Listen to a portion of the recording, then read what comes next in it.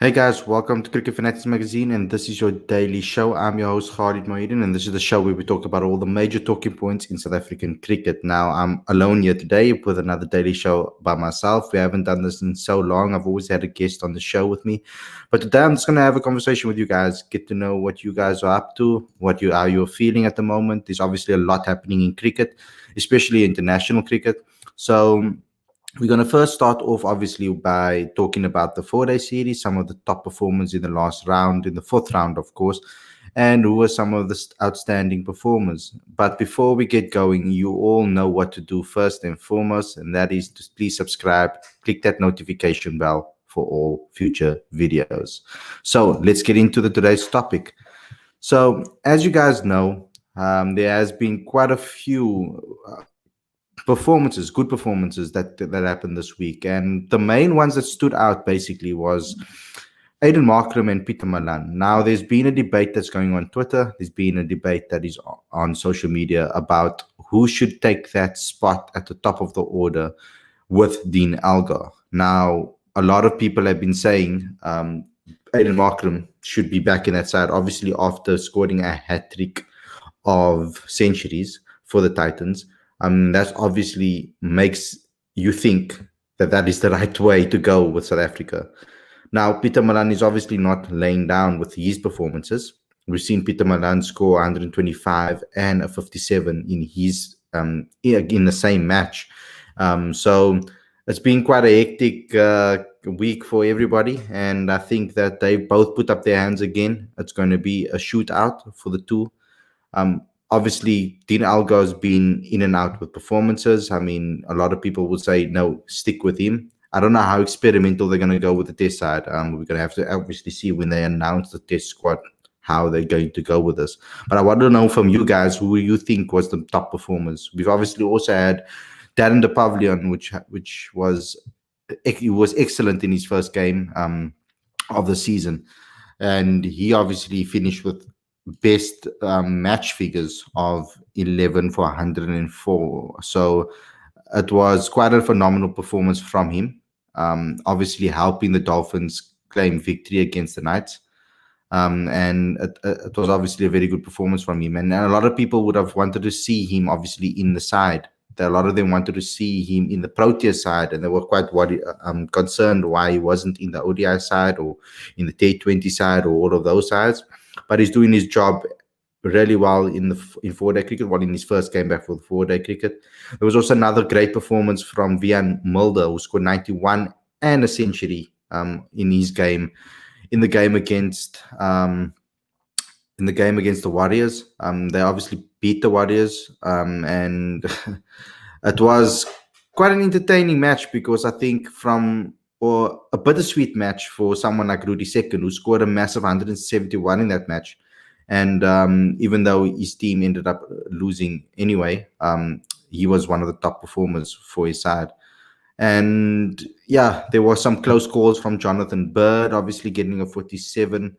Quite a lot of good performances, obviously, from Neil Brunt as well. Savage also bowling well for the Cobras.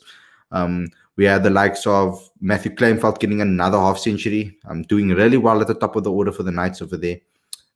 Wesley Marshall also must not be forgotten. I mean, he's picked up where he left off. I know he didn't play many games for the Titans last season, but now that he's playing for the Lions, he's really performed really well, and obviously scored in that 145, and then another 40 in the second innings for him. So he's doing exceptionally well as well. Rudolphson finally getting his the ball rolling for himself, scoring a half century. And Majima also for the Cobra scoring an 86. So there were quite a lot of amazing performances all around. I want to know what you guys think. Who did you think was your best performance with regards to that? We've got someone asking over here how Mulder bowled. And let me just go and pull up the figures for you so we can have a check and how we did. I know Delano Potgieter bowled pretty well. That was very evident in that particular match. So let's have a look at how Vian Mulder bowled. So Vian didn't bowl in the first in the first innings for the Warriors. and he only bowled in the second innings where he took one for 47. So, yeah, that's how he did. Reginald obviously saying Marshall is a gun batter, and he is, and his mindset is amazing too. We had an amazing interview with him on our lockdown series, so go check that out if you want to get to know Wesley Marshall better and to get to know how he thinks. Because I mean, his buddy also came on the show and gave some insight into the way he thinks and the way he plays, etc. So it's really awesome to be able to have that opportunities for guys to come and talk and yeah, other players, and I'll see how they think. Grant Thompson spoke about him, of course, and saying what an amazing player he is, and how sad he was that he was leaving the Titans, going to play obviously for the Lions. Tex saying, I think both Aiden and Peter Malan should be selected into the squad, and I think a lot of people will mimic that. I mean, there was a lot of calls from Eddie Moore after his season last season. He's really struggled this season. He really couldn't get his campaign up and running yet properly. I feel like he would have liked. A very talented bowler, a batsman, of course, that we would really like to see play international cricket. So far this season, though, I think his highest score has been 28, 28-9 against the Knights, and then 22 and 20 against the Titans, and then 17-12 against the Titans, and then again 23 and 4 against the Lions. So he hasn't really gotten his season up and running at the moment, and we would really like him to see him turn it on. So I'm pretty sure that right now the best openers in the country currently are Aiden, Peter Malan, and of course Dean Algar, and that's probably who they're going to pick from when it comes to that, because those are the only guys that have really actually performed this season. We have obviously Yanaman didn't get an opportunity to show what he can do in this format really, because obviously he was put into the bio bubble quite early, and so obviously didn't have that opportunity.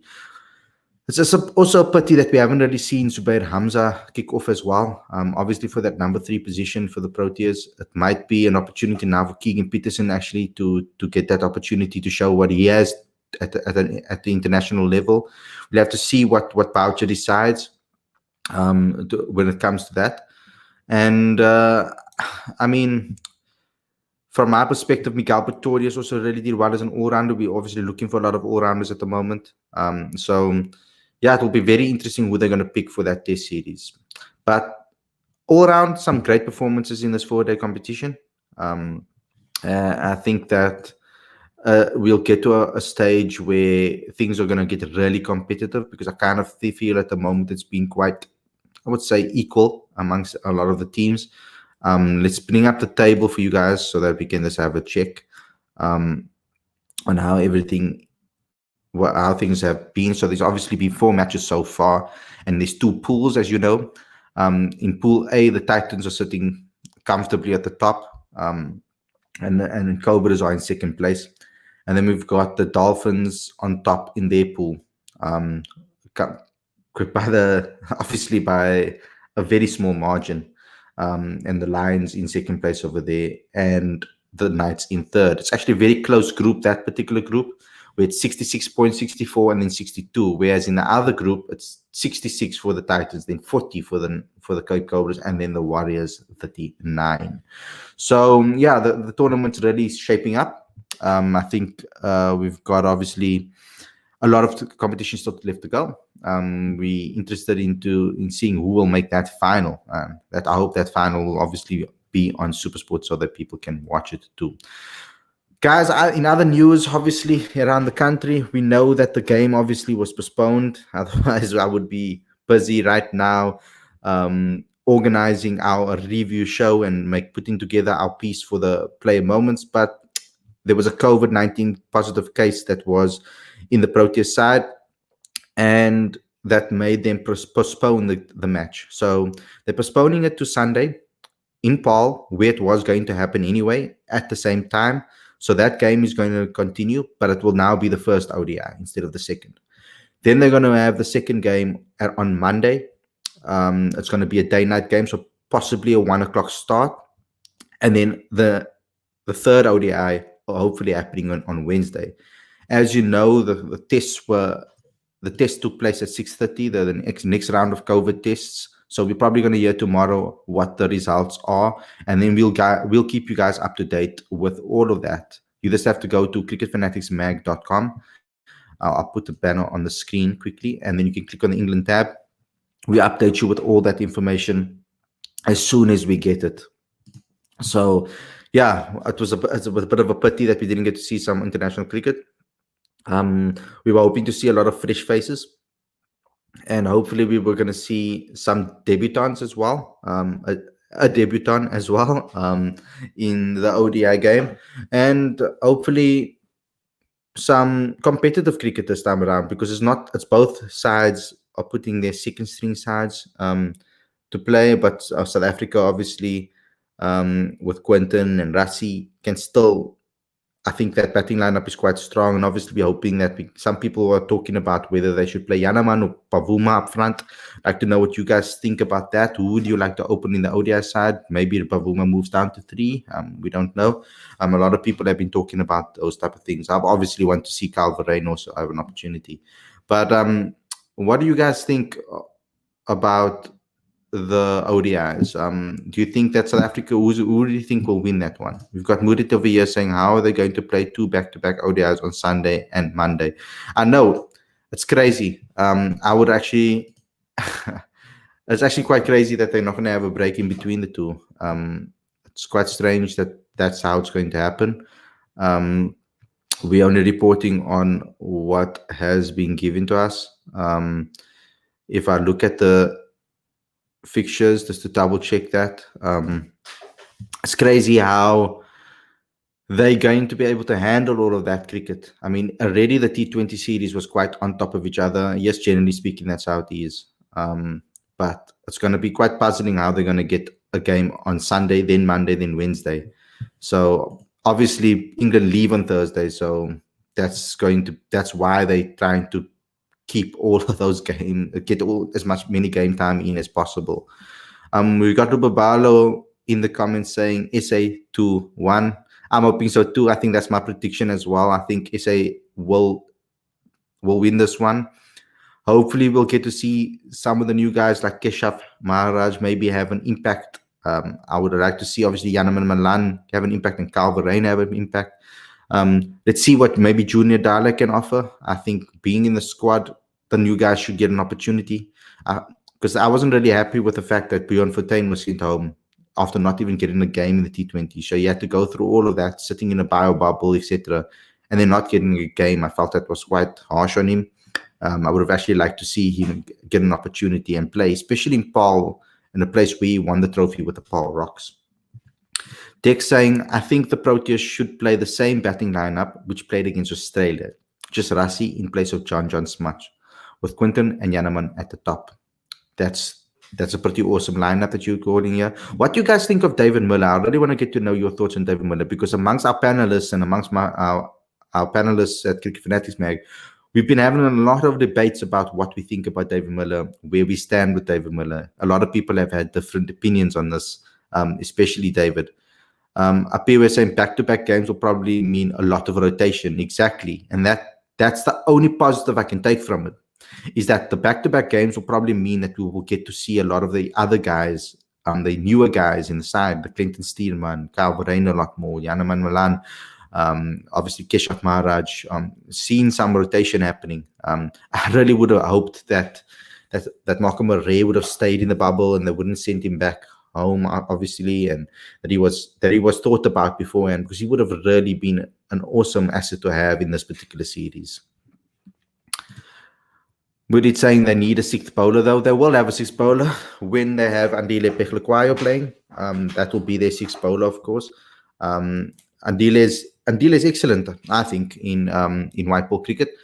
I think that his paces as well is. I think in T20 cricket he'll also be quite an asset because of the variations he bowls and the pace he bowls.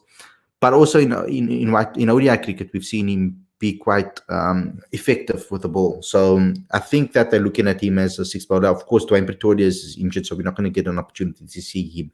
We really need some great all-rounders to come through the system. I would like to see a guy like Ruanda Swart in the future, who bowls quickly and can bat extremely well, whose batting is, I feel, a lot better than his bowling, actually. Me personally, that's what I think.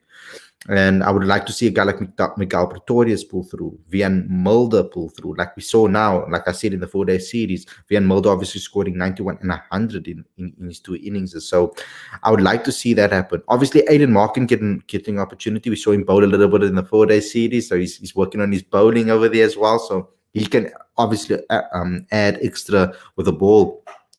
For the Proteas, if they select him in white ball cricket, of course. I think they let him play 4-day cricket at the moment for the Titans so he can get his momentum going. And as the title says, I think he's really gunning for that position and he's really putting up his hand remarkably. I mean, a hat-trick of centuries is not an easy thing to do. To get 2 centuries back to back and then a third one in the following match, I think that is a phenomenal feat. I mean, it really is.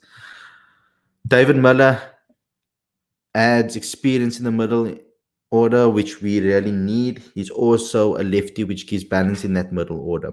Now, I would really like to see, if David Miller gets an opportunity, I would like to see Miller bat at number 4, because I think that he's old enough now to be able to take more responsibility. He's been around in the camp long enough to be able to take more responsibility as a batsman.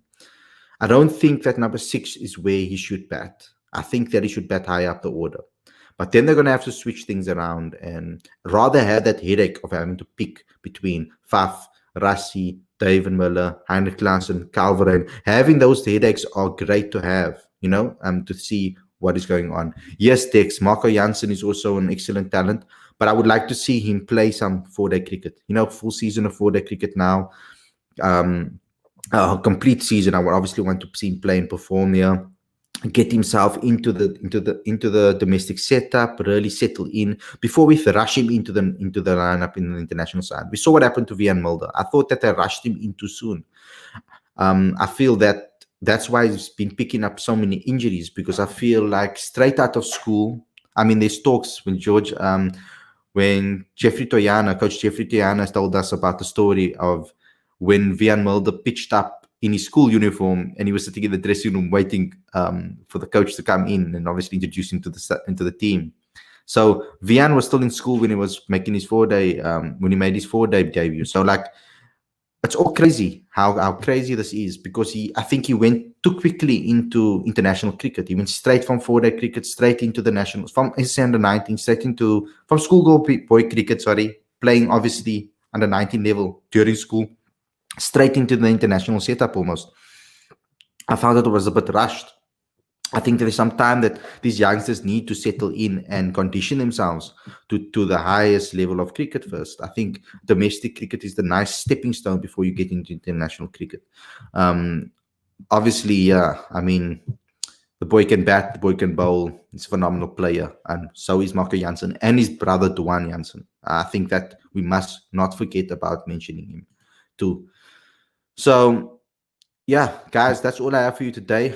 Keep an eye out for all of our content that we'll be doing. Obviously, we would have had a review show today, but obviously with the game not taking place, we're not really going to do any videos tonight besides this one. Keep an eye out on Sunday, because we're going to have a review show after the game, and keep an eye out on cricketfanaticsmag.com for all of our England series updates. So guys, thanks a lot for tuning in. Don't forget to like, comment, share, subscribe, and click that notification bell for all future videos. Don't forget to subscribe to the magazine. The link is on the screen and in the description. It's free. And our next issue is coming out on Monday, which I'm working really hard on to complete right now.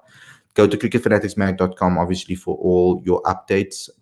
There's an England series tab that you can click, and then you can get updated with all the things that are happening with regards to the England series. If you're a small business and you're looking to make money online, even if your business is offline, there is an amazing article that is on our Facebook page. Go look at it. It's a couple of posts back. Go look at it. There's also a free video on how to do that with us. It's on the channel, and the link is in the description. Thanks a lot for tuning in, everybody. I hope you guys have an amazing evening and an amazing weekend, and we'll catch you again on Sunday. Cheers.